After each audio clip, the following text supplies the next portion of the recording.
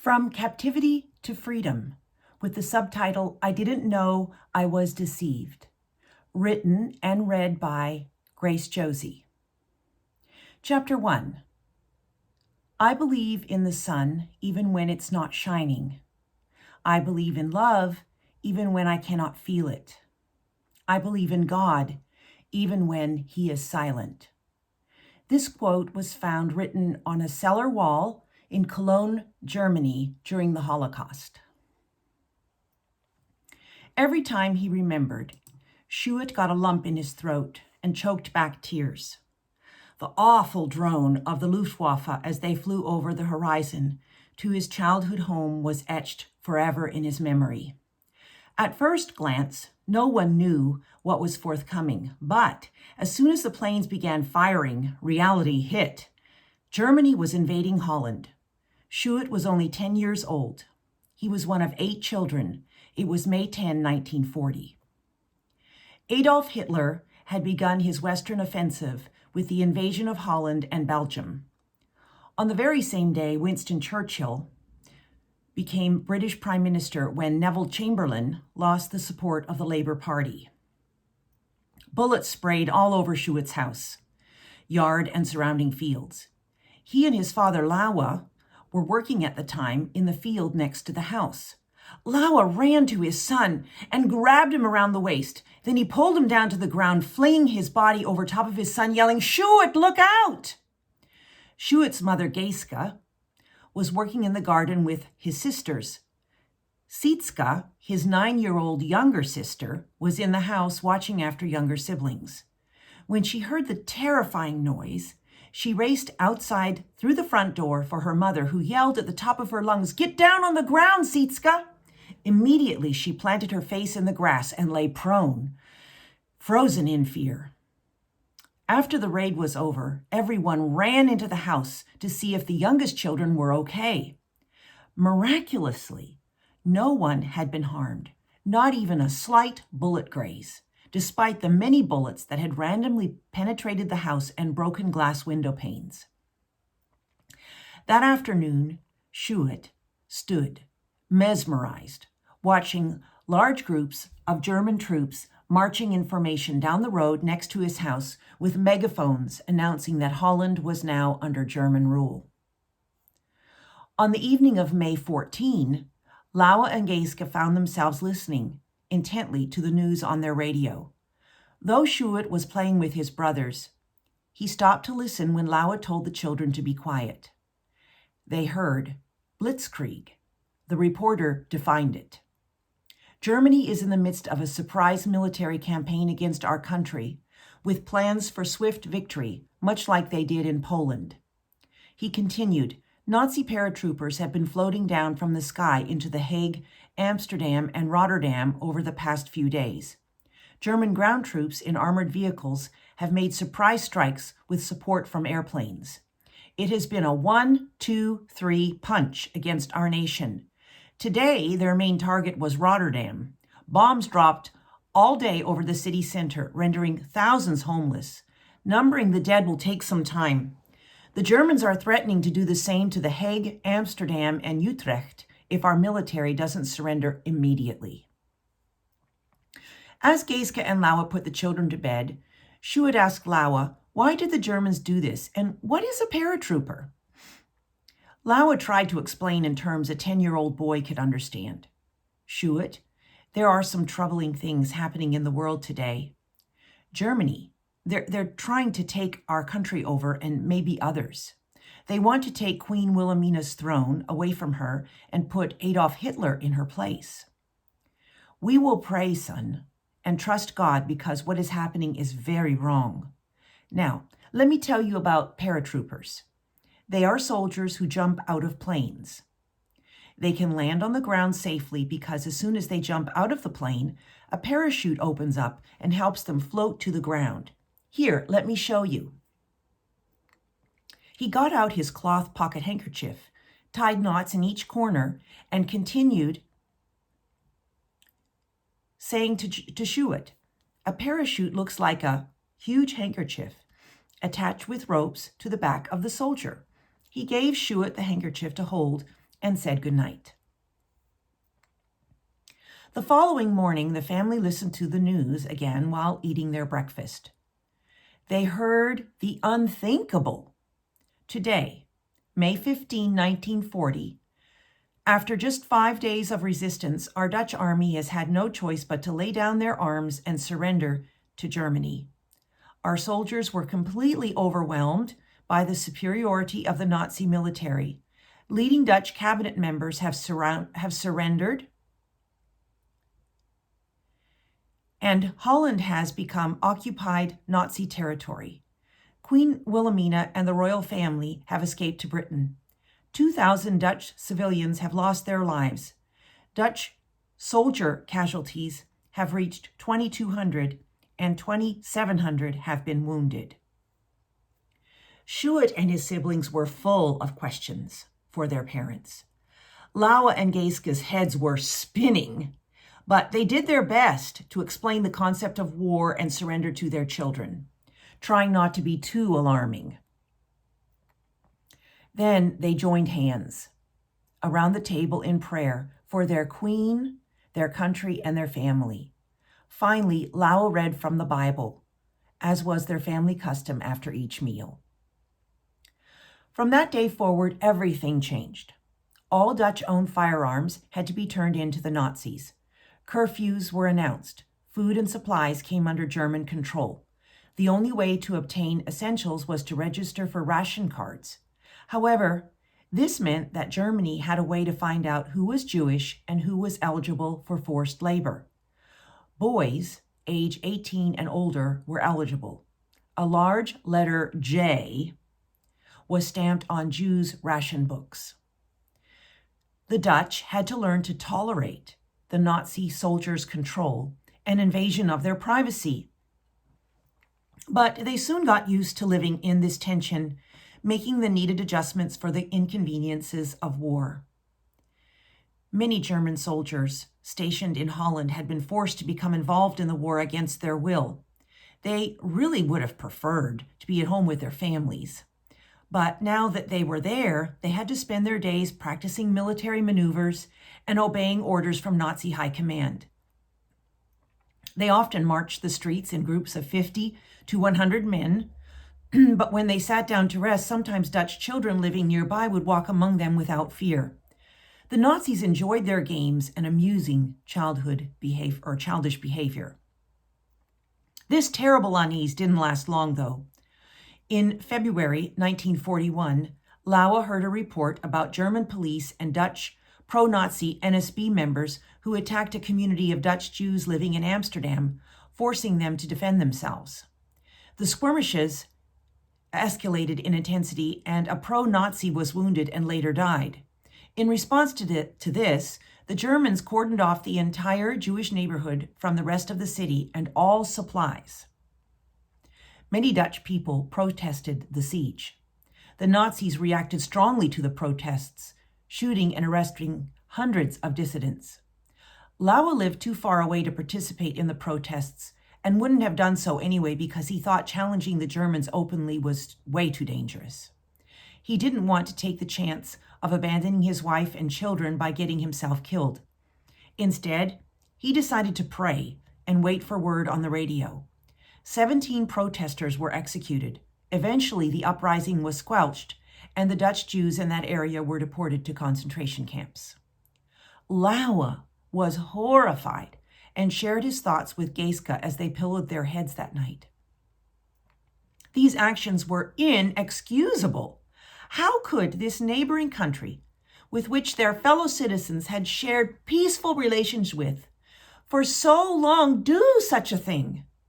So many of their lives and activities had overlapped through community and family gatherings. Soon Dutch persecution increased. Dutch Jews around the country were forced to purchase tickets from the German railway authorities, who carted them off to concentration camps. When Lauwe and Geeska heard about this, they were deeply distressed. The horror of what they heard the Germans were doing was just beyond belief. They hoped nothing worse was about to happen, but anxious thoughts about the future kept revolving in their minds. Since the Nazis were capable of treating the Jews like this, what might their family, country, and possibly the world have to face next? The German army took over Schuet's school as an army barrack. They used other public buildings for offices, additional army barracks, and strategic military planning centers. Many soldiers forcefully took shelter in Dutch homes, either living with the occupants or evicting them. "When can I go back to school, and will the soldiers take away our home?" asked Schuet. Lauwe tried to put on a brave face so as not to upset his son. "I don't know when you'll be able to return to school, Schuet, and I hope the Nazi soldiers will not take our house. We are a big family, and we need to live somewhere. If they force us out, don't worry, though. We'll just have to move in with your grandparents or one of your aunts or uncles, and then find another place of our own." He patted his son on the shoulder, hoping that a show of affection would settle his heart. Schuet seemed satisfied, so he didn't pursue the conversation further, but inside, Lauwe was frightened and angry at how vulnerable he felt in the midst of this war as the father of 8 young children, half of which were under 10 years old.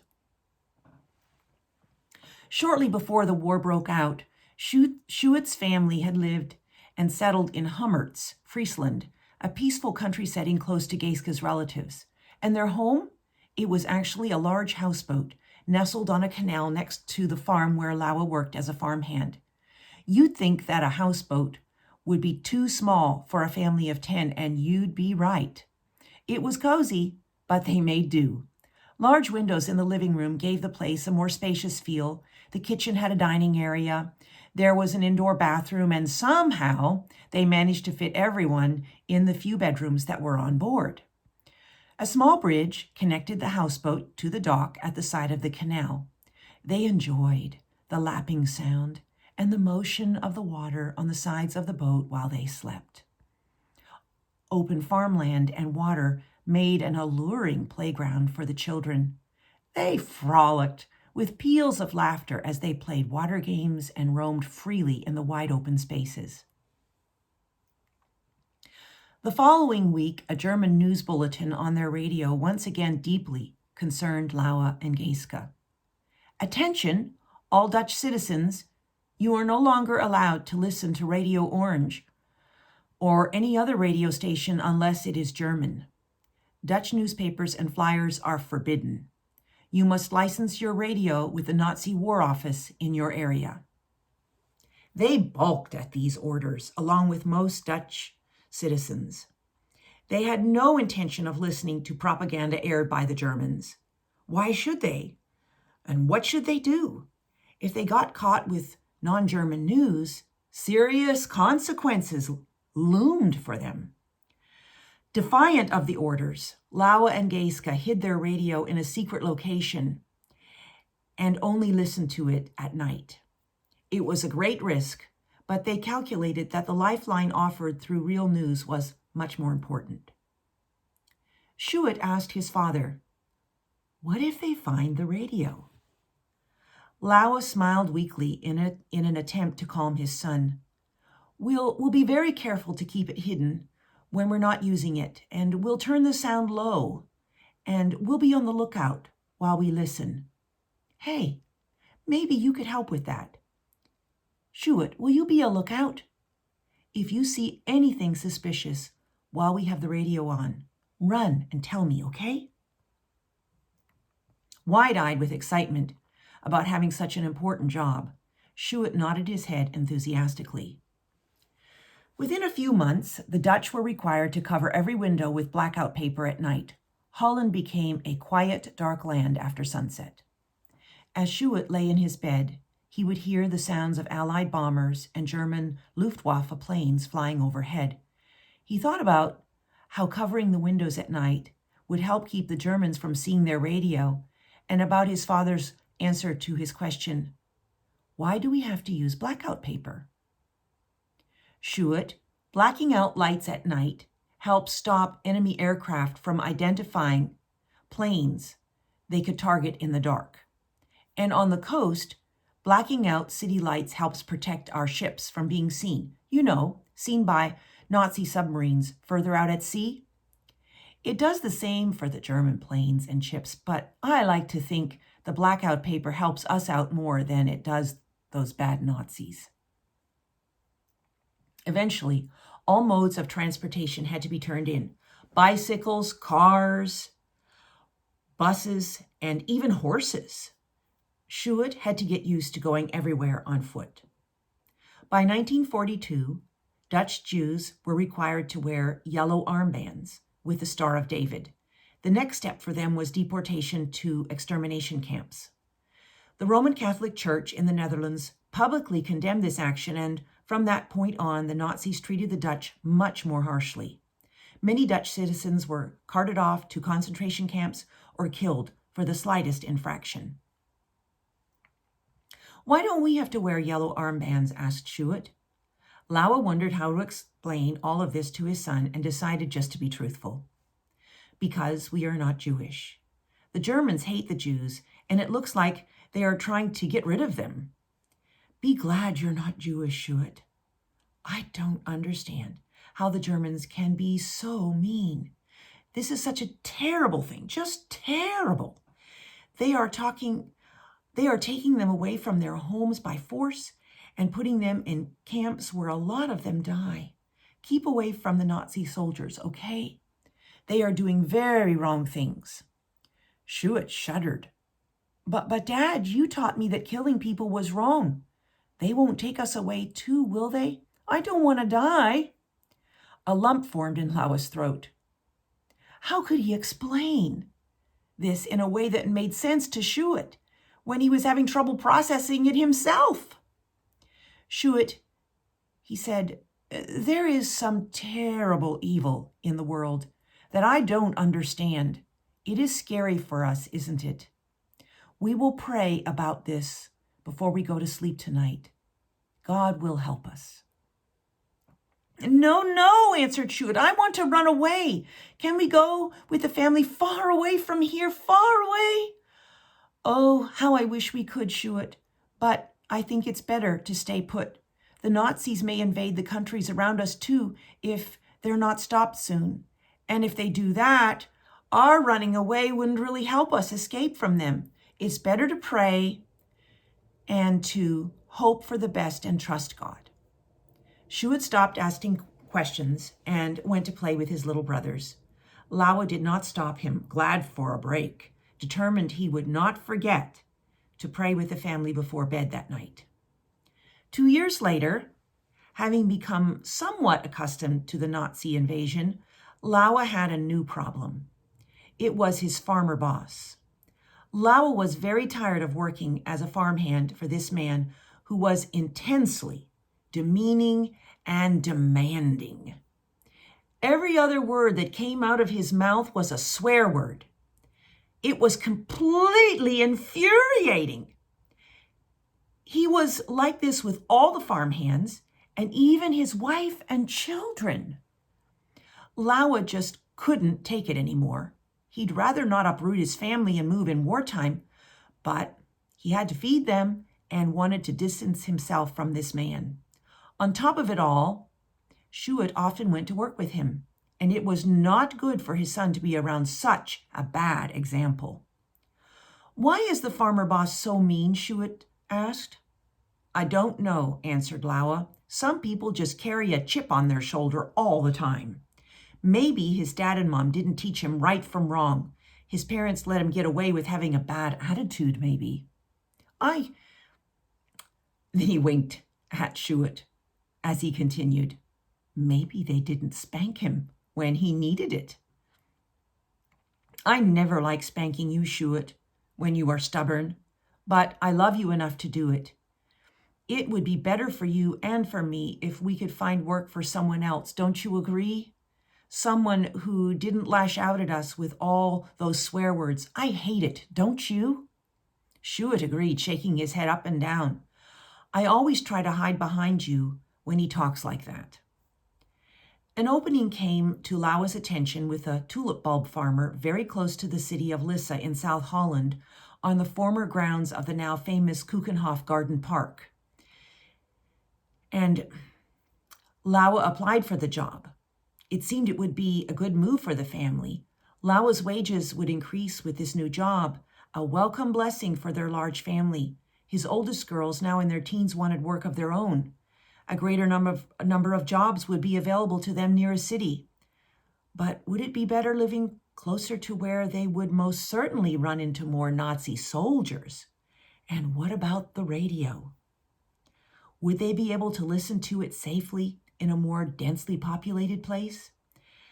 After much deliberation, they decided to take the job and take a risk to get out of the way of this man's verbal abuse, trusting that God was faithfully guiding them in this very difficult decision.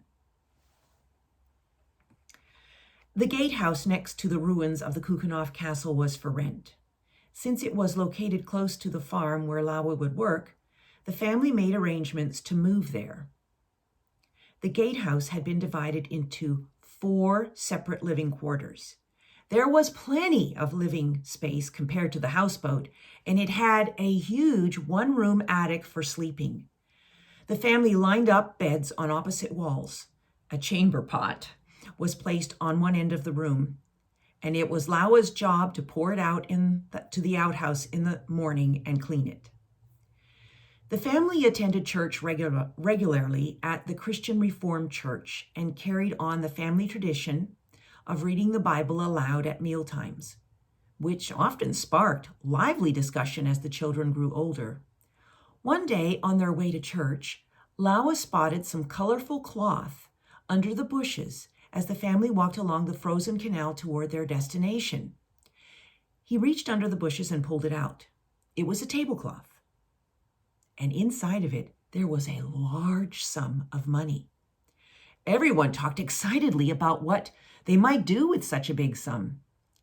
They were very poor and couldn't even afford skates for the children to enjoy ice skating on the canals. But Lawa said they had to do the honorable and right thing. Turn the money over to the police, and that's just what he did. He filed a report and turned in the money.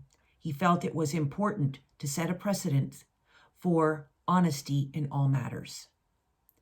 The war continued, and so did daily life. The Dutch went about their normal business, trying to ignore the Germans or to outsmart them.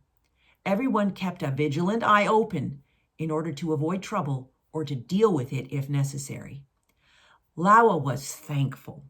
His family had been kept safe thus far, and working for this new farmer was much more peaceful for him and Schuett, and the girls had found various jobs in town. As the war progressed, a battalion of German soldiers took occupation of the Kukenhof Castle, despite its decrepit condition, just about 4 meters from their home. And Schuett's family would hear noises from the castle. In years gone by, the gatehouse had served as the entrance to the Kukenhof estate. The castle had fallen into disrepair prior to the war, and the Dutch had not made plans to restore the structure yet. Schuett and his family often observed what looked like huge cigars flying into the air from the castle after loud explosions and big puffs of smoke. Schuett asked Lawa about it. "What's that cigar-like thing they shoot up in the air from the castle, Dad?" "Sorry to say it, Schuett, but those are missiles being launched by the German soldiers. They are shooting them across the North Sea to England. I keep hoping they miss their targets." "Is that what's making those loud noises that wake me up sometimes in the night?" "Yes, Schuett, they shoot the missiles night and day." Knowing that his son was interested in understanding how they were able to fire something that large over such a long distance, Lawa sat down with Schuett to explain what he knew about how explosives and rocket launchers worked. Schuett listened intently. As the war continued, Lawa and Geeske often prayed and committed their lives and the lives of their children into the hands of God. They believed God could frustrate the efforts of the Germans. They looked to God for protection and help to deal with all the chaos happening around them. Their faith was spurred on by the accounts in the Bible that told how God saved his people from evil time and time again. RAF Spitfires and German Messerschmitt fighter planes aggressively fought in the skies above the Netherlands. Civilian casualties were common, since people had to go about normal daily life despite the dangers of stray bullets. Sometimes RAF fighters were shot down by the Germans as they flew over Holland on their bombing missions.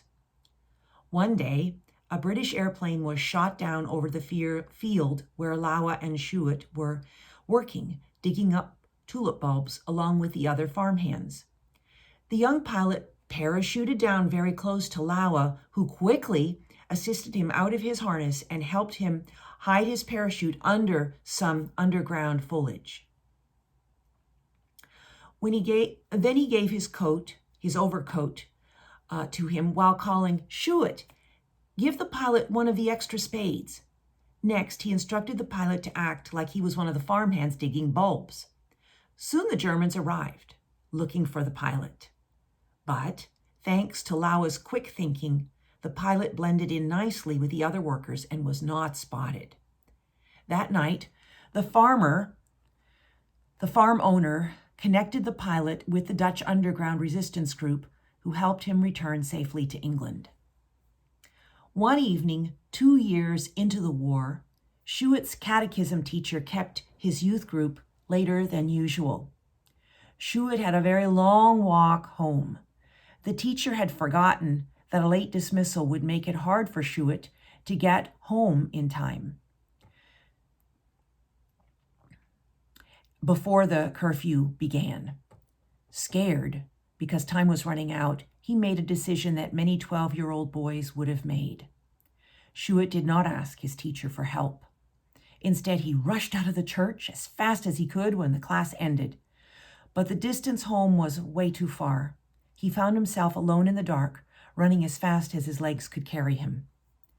As he rounded the corner of a building, a Nazi soldier suddenly stepped out in front of him. "Halt!" he said. "Who goes there?" And he yelled at Schuett as he nearly bumped into him. Scared out of his wits, Schuett did not stop to answer, but instead took off running like a frightened jackrabbit. The soldier did not pursue him, thankfully, and he made his way home safely. Falling asleep was hard that night for him, though. It was such a close call, he would never forget it. One day, Geeske and the children were in the garden behind the house pulling weeds when she heard the sound of a bomber plane. Looking up, she saw that the plane was heading directly for them. She shouted for everyone to get down. Through the corner of her eye, she saw something drop out of the plane immediately over the top of the house. Geeske prayed, thinking for sure it was a bomb. However, the object just knocked the chimney off the house, slid down beside her and the children, and finally stopped in the canal. Thankfully, no one got hurt.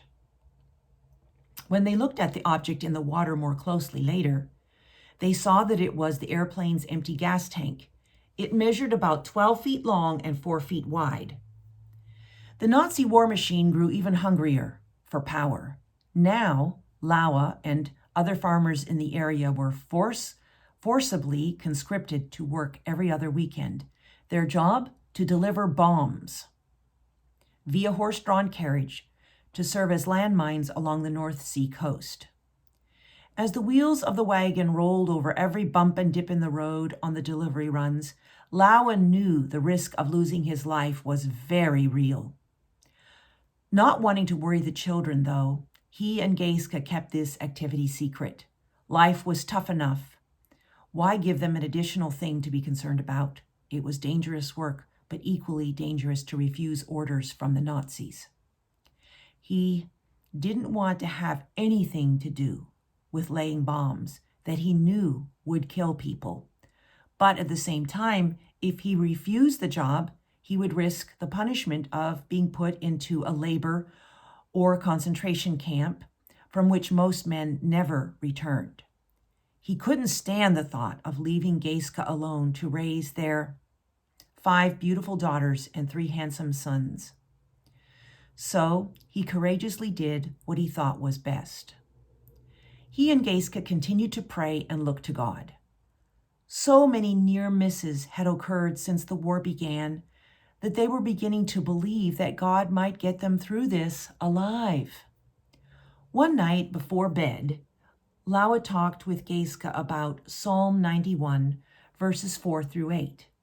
It reads, "He will cover you with his pinions, and under his wings you will find refuge, and his faithfulness is a shield and buckler.